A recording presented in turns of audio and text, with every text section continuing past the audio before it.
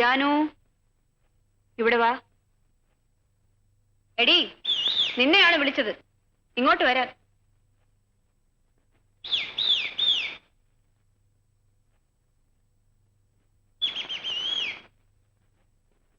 കുറെ ദിവസങ്ങളായി ഞാൻ ശ്രദ്ധിക്കുന്നു. നിനക്ക് എന്താ സംഭവിച്ചത്? പറവണ്ട, എന്ത് പറ്റി? ജാനു, ജാനു, കാര്യം എന്താന്ന് വെച്ചാ പറയടി. നാട് നീളെ നീ നടന്ന് കണ്ട സിനിമയൊക്കെയാണ് ഈ ഛർദ്ദിച്ചു വെക്കുന്നത്. രാമദ്രോഹി അരസനെ നമ്പി പുരുഷനെ കൈവിട്ടു. ഇപ്പൊ അരസനുമില്ല പുരുഷനുമില്ല. നല്ലൊരു ചെറുക്കൻ അവനെ കൈവിട്ടല്ലോടി. രാമദ്രോഹി കൊണ്ടൊരു ഛർദ്ദന.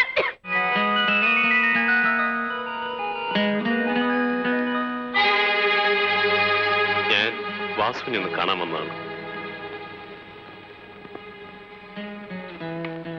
എന്താ ആലോചിക്കുന്നത്? അദ്ദേഹത്തിനോട് കയറിയിരിക്കാൻ പറയൂ.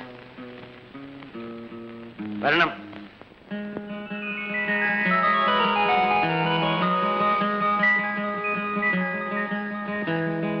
ഇരുന്നാട്ടെ.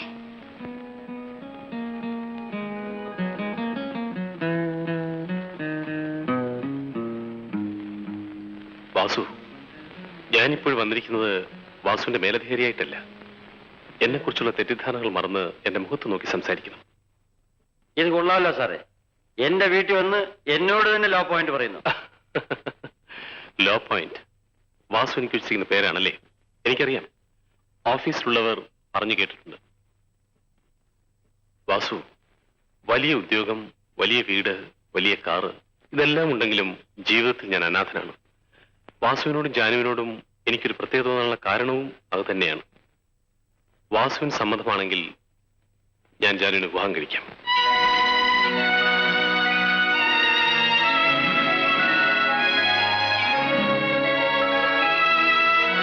വളരെയേറെ പ്രതീക്ഷകളുമായിട്ടാണ് ഞാൻ വന്നിരിക്കുന്നത്. സാധ്യമല്ലെന്ന് പറയരുത്.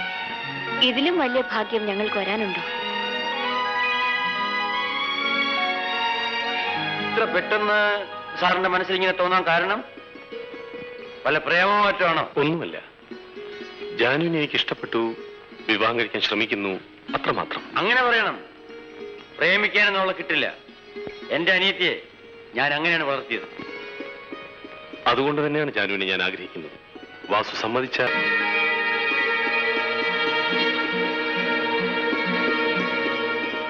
ഞങ്ങൾക്കൊക്കെ ഇതൊരു വലിയ കാര്യമല്ലേ സാർ?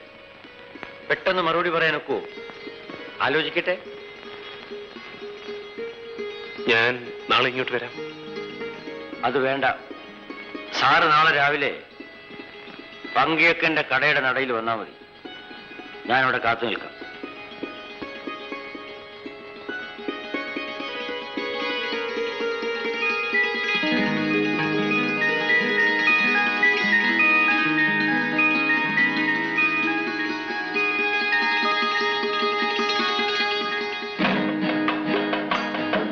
ഉറക്കം വരുന്നില്ല അല്ലേ?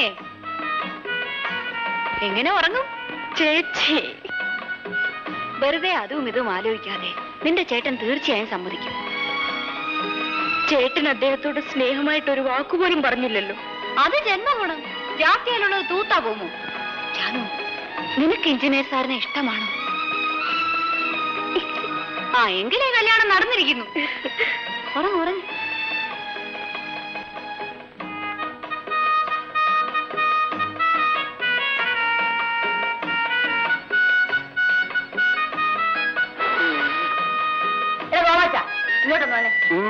വാസുവിന്റെ മുഖത്തിന് എന്തൊരു വല്ലായ്മ. ആർക്കറിയാം? ഏതായാലും ആ മുഖത്തിന്റെ ഭാവം കണ്ടിട്ട് എന്തോ കാര്യമായി നടക്കുന്ന ലക്ഷണമുണ്ട്. എന്തോ കാര്യമായിട്ടുണ്ട്.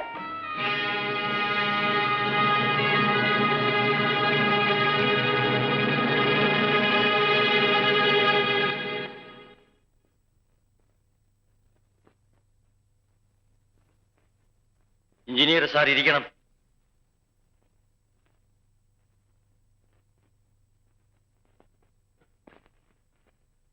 ഒരു ടീ കഴിക്കുന്നു? വേണ്ട. പിന്നെ വാസു എന്ത് തീരുമാനിച്ചു?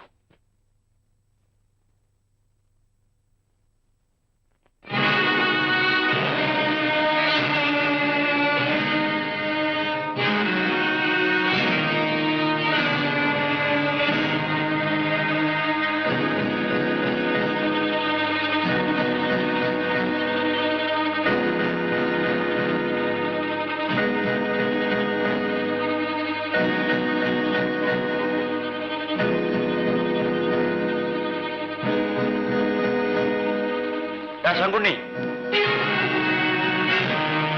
എന്താ വാസുണ്ണ? വാ എന്റെ കൂടെ. വരാൻ. എഞ്ചിനീയർ സാർ, എനിക്ക് പണക്കാരെ വെറുപ്പാണ്. ഈ നിൽക്കുന്ന ശങ്കുണ്ണി പണക്കാരനല്ല, തെണ്ടിത്തിരിഞ്ഞ് നടന്നവനാണ്. കൂലിവേല ചെയ്തും ചോറ് പൊതി വിറ്റും ഇവൻ കഷ്ടപ്പെട്ട് സ്വന്തമായി ഉണ്ടാക്കിയതാണ് ആ മുറുക്കാങ്കട. എന്റെ പെങ്ങളെ ഞാൻ ഇവന് കല്യാണം കഴിച്ചു കൊടുക്കാൻ തീരുമാനിച്ചു. വാസുണ്ണ, നീ ഒന്നും പറയണ്ട. പെണ്ണിനെ നീ കണ്ടിട്ടുണ്ടല്ലോ. നാളെ തന്നെ നിശ്ചയം നടക്കട്ടെ. നിന്റെ ബന്ധുവായിട്ട് ആരെങ്കിലും കാണുമല്ലോ, അയാളെ വിളിച്ചുകൊണ്ട് നാളെ വീട്ടിലേക്ക് വാ.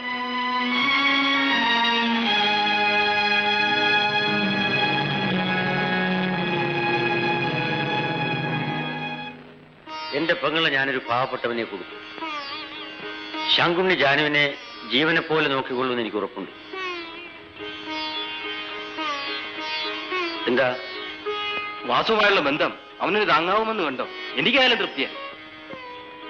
നീ എന്താടി നോക്കി നിൽക്കുന്നേ? അടുക്കള വിട്ടില്ലേ? ജാനുവിന്റെ കാപ്പിയും പലഹാരമൊക്കെ കൊടുത്തേക്ക്.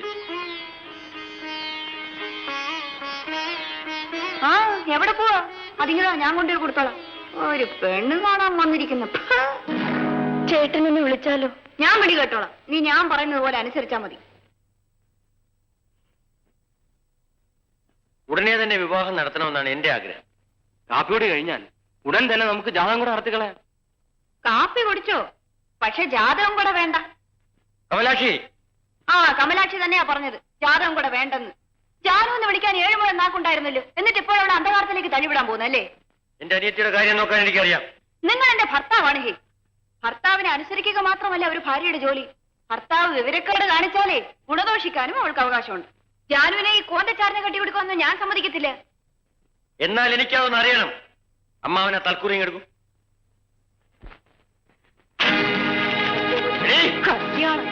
നിനക്ക് ഇത്ര ധിക്കാരോ? നിന്നെ വക വരുത്തിയിട്ട് ഞാൻ നടക്കും.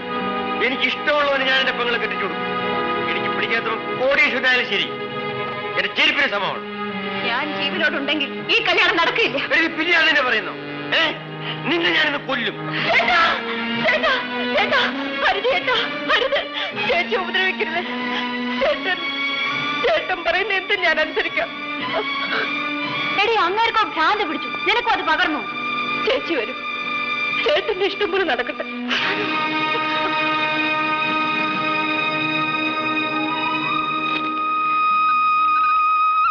ശങ്കുണ്ണി, നീ പേടിക്കണ്ട.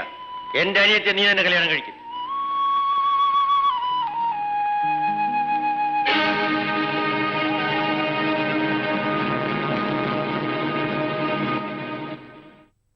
സാറിന്റെ പഠിപ്പുകൊണ്ട് സാറിന് പോലും പ്രയോജനമില്ലാതെ പോയല്ലോ.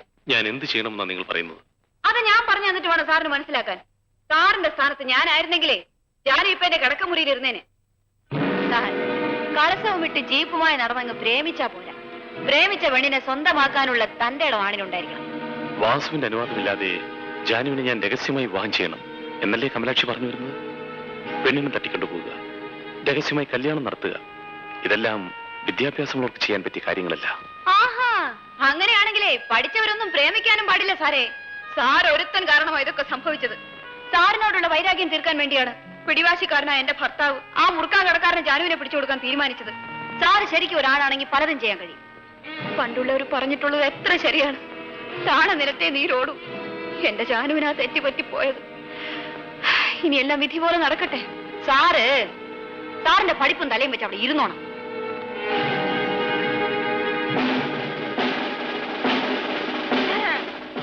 ശങ്കുണ്ണി, ഇങ്ങോട്ട് ഇറങ്ങി വാടാ. ഇറങ്ങി വാടാ. താൻ ആരാ? മണവാളനോ? മര്യാദയ്ക്ക് അടങ്ങി ഒതുങ്ങി ഈ മാടത്തിലിരുന്നോളണം. ആ, ജാനുവിനെ കെട്ടാൻ വന്നിരിക്കുന്നു ഒരു കൊരങ്ങൻ. താൻ ഇന്നേ വരെ കണ്ണാടി തന്റെ മുഖം കണ്ടിട്ടില്ലേ? ചുമ്മാ കമലാക്ഷി എന്ന് വിലക്കുവായിരുന്നു. നിങ്ങളുടെ ഭർത്താവ് പറഞ്ഞില്ല ഞാൻ ജാനുവിനെ കെട്ടുന്നത്, അല്ലാതെ ഞാൻ വലിഞ്ഞു കയറി വന്നതൊന്നുമല്ല. ആ, ഭർത്താവ് അങ്ങനെ പറഞ്ഞാലേ ഭാര്യ ഇതാ ഇങ്ങനെ പറയുന്നു. കല്യാണം എന്ന് പറഞ്ഞ് ഞങ്ങളുടെ വീട്ടിൽ കേറി വന്നാലേ ഒന്ന് കുഴിച്ചു മുടിക്കളയും. ഈ നാട്ടിലുള്ള പെണ്ണുങ്ങൾ മുഴുവനും കയ്യിലോരോ ചൂലുമായി വന്നാലുള്ള സ്ഥിതി അറിയാമല്ലോ. ചെവിക്കുന്നുള്ളിക്കോ? ആ, വരടി. കല്യാണം കഴിച്ചില്ലെങ്കിൽ വാസുണ്ട് എന്നെ കൊല്ലും. കല്യാണം കഴിച്ചാൽ കമലാക്ഷി അമ്മ കൊല്ലും. ഏതായാലും എന്റെ ഗതി പോക്ക് തന്നെ.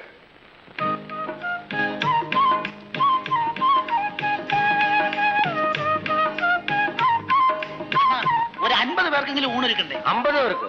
75 പേർക്കെങ്കിലും കരുതണം. അടപ്രഥമനോ കടലപ്രഥമനോ? രണ്ടും ഇരിക്കട്ടെ.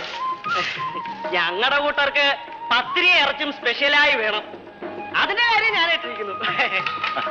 ആ ശരി, നിങ്ങൾ കൊട്ടിലും മണ്ഡപവും ശരിയാക്ക്. ഞാൻ മറ്റു കാര്യങ്ങൾ നോക്കട്ടെ.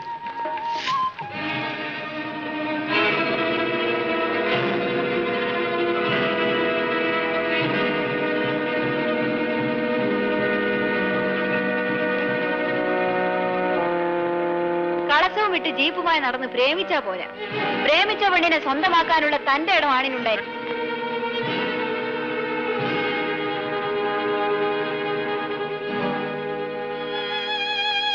ജാനു, ഇനി ചിന്തിച്ചിരിക്കാൻ സമയമില്ല. നിന്റെ ചേട്ടന്റെ മനസ്സ് മാറുന്നില്ലെങ്കിൽ നിന്നെ രക്ഷിക്കാൻ വേണ്ടി ഒരു വലിയ തെറ്റ് എനിക്ക് ചെയ്യേണ്ടി വരും. നീ എന്നെ അനുസരിച്ചാൽ മാത്രം മതി. പറയൂ ജാനു, നീ ഞാൻ പറയുന്നത് പോലെ ചെയ്യുമോ? പറയൂ ചേച്ചി.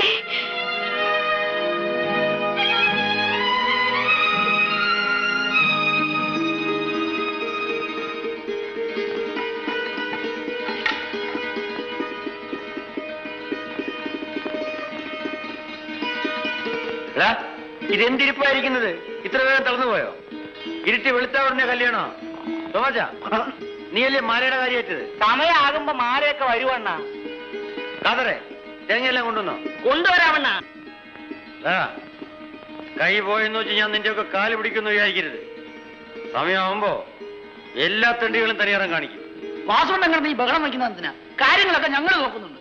അന്നം പോയി സമാധാനമായിട്ട് കിടന്ന് ഉറങ്ങണം. കാര്യം ഞങ്ങൾ ഏറ്റെണ്ണ.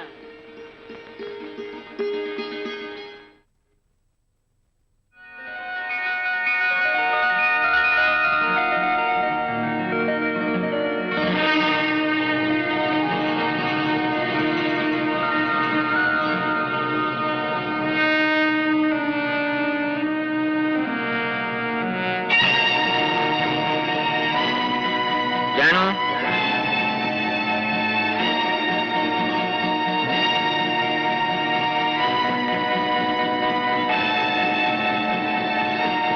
ജാനു, ജാനു,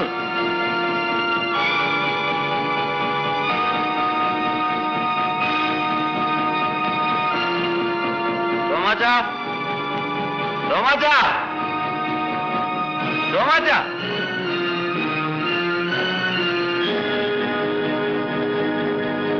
കാതറെ, കാതറെ, കൊച്ചു കാതറെ.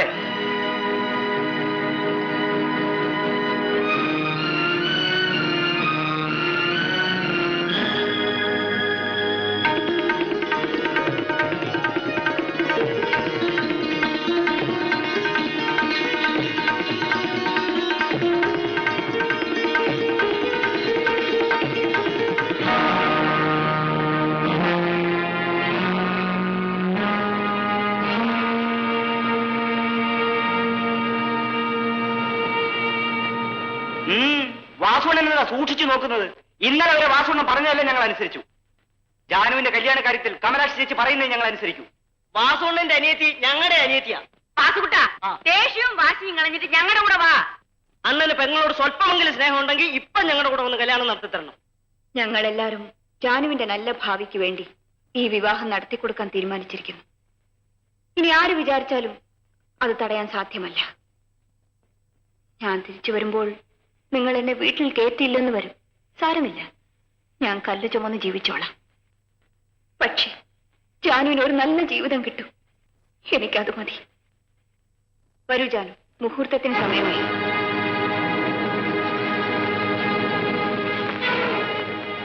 ജാനു, ഞാൻ വിശ്വസിച്ചിരുന്ന എന്റെ ഭാര്യ, എന്റെ കൂട്ടുകാർ, അവരെല്ലാം എന്നെ മറികടന്നു പോയി. അവർ പോട്ടെ. പക്ഷെ നീ എന്റെ കൂടപ്പിറപ്പാണ്, എന്റെ രക്തം. നീ എന്നെ താണ്ടിപ്പോയാൽ പിന്നെ എനിക്ക് ജീവിതമില്ല. ഇവർ പറയുന്നത് കേട്ട് നീ എന്നെ വിട്ടുപോകും? പറയൂ ജാൻ, നീ എന്നെ തള്ളിക്കളയും? അതോ കൈയില്ലാത്ത ഈ ചേട്ടനെ കൊണ്ട് ഇനി എന്ത് പ്രയോജനമെന്ന് വിചാരിക്കുകയാണ്? ഇപ്പോ എന്റെ ഒരു കയ്യെ നഷ്ടപ്പെട്ടിട്ടുള്ളൂ. പക്ഷെ നീ എന്നെ വിട്ടുപോയാൽ എന്റെ ജീവനും എനിക്ക് നഷ്ടപ്പെടും. നിന്റെ ചേട്ടൻ വെറും ഒരു ശവമാകും. ജാനു,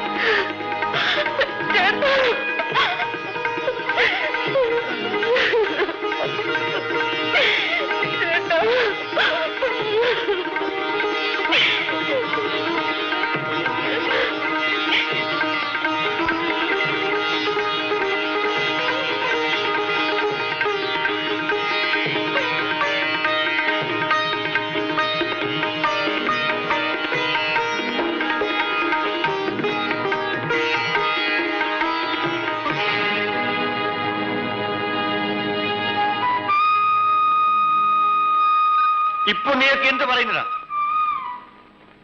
ഇതാരാണെന്നറിയാമോ? ജാനു, എന്റെ ഒരേ ഒരു പെങ്ങൾ.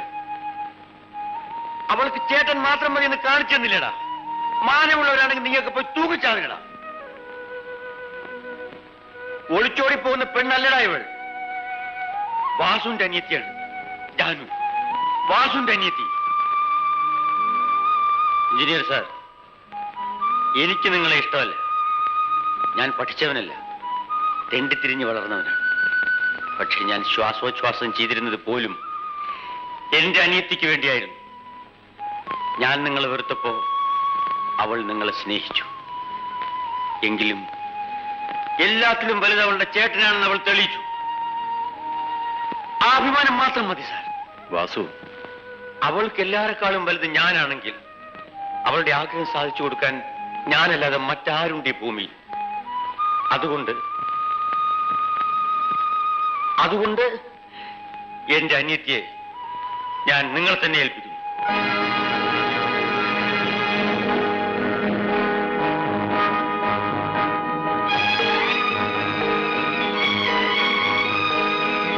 വാസു,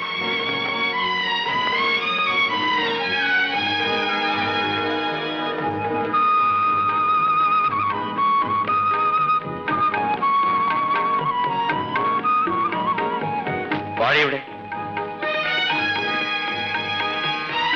മഴ. ഞാൻ ചത്താലും എന്റെ ജാനുവിന് ചേട്ടനുണ്ടായിരിക്കുമെന്ന് എനിക്കിന്ന് മനസ്സിലായി. ഞാൻ തന്നെയാണ് നീ, നീ തന്നെയാണ് ഞാൻ.